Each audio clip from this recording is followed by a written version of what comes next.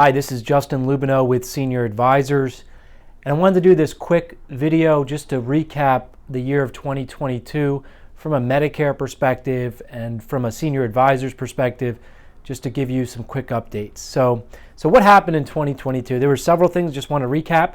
One of the first changes was actually one that was announced in 2021 in November, which was a pretty big increase in the Part B premiums for Medicare. Jumped up from $148 a month all the way up to $170 a month from 2021 to 2022. So about a 14.5% increase.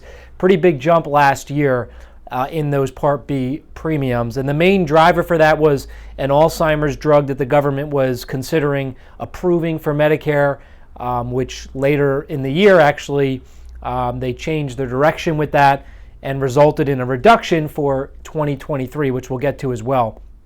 Another big update from 2022 was in April, where the Social Security offices reopened as of April 7th. So for individuals that wanted to go down the Social Security to sign up for Medicare or ask questions or sign up for Social Security, etc., the offices are now open again as of April of last year.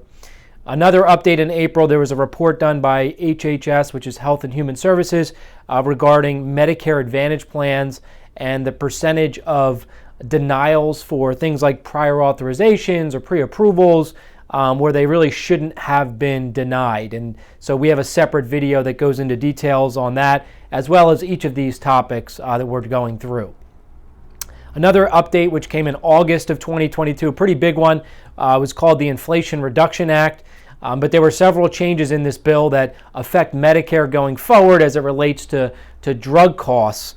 And specifically, one of the things that was extended was the $35 per month insulin cap for folks on Medicare and Part D plans.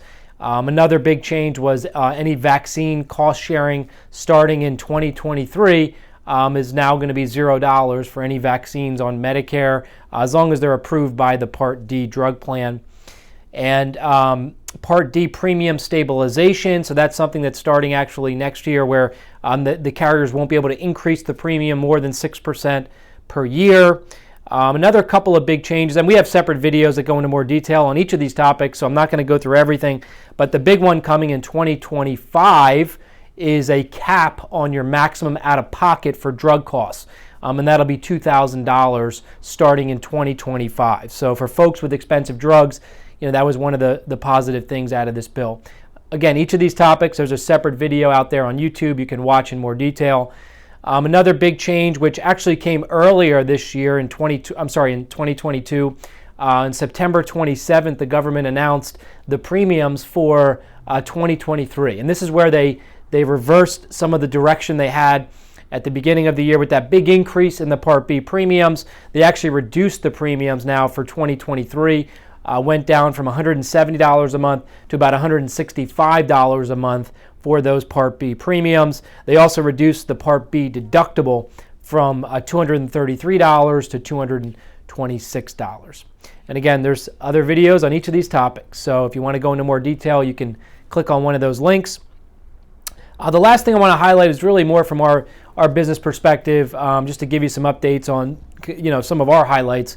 And the first one we take a lot of pride in are these annual reviews we do for our clients on their prescription drug coverage, and specifically how much money we're able to save them on their Part D plans. And so basically these savings calculations are based on if you keep your current plan versus if you switch to a different plan, how much you'd save. And we're looking at the total cost for the year, which is the premium plus the cost of the drugs. And only about, this year is about 50% of people actually had a recommendation where there was another plan that could save them some money. But there are cases, of course, half the cases where you may be better off keeping your current drug plan that's still most cost effective. But for those folks that there was a recommendation to potentially save money, you could see we track the amount of savings each year for those recommendations. And this was a big year. It was over $3.5 million or $3.6 million in recommended savings for those Part D plans. It doesn't include any savings on the supplemental plans that we've gotten for our clients, but just on those Part D plans alone, this shows you year over year, over the last 5 years, over $10 million in savings on those recommendations. So we're really proud of that, what we do for our clients there. Another big highlight, we almost hit a little under 1,000 new clients for 2022. That's for our inside sales team. We do have also, we're a general agency, so we do have other downline agents that we help, but that's not included in this number.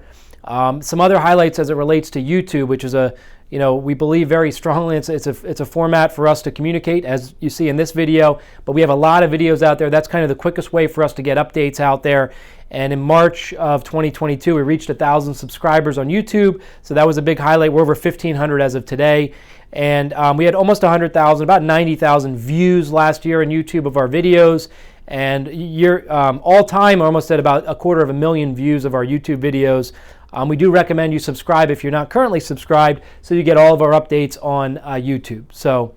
And those are the key highlights we have for you. So we recommend you like this video, put a comment in the video so more folks will be able to see these highlights for 2022. And we hope you have a great year in 2023. Take care.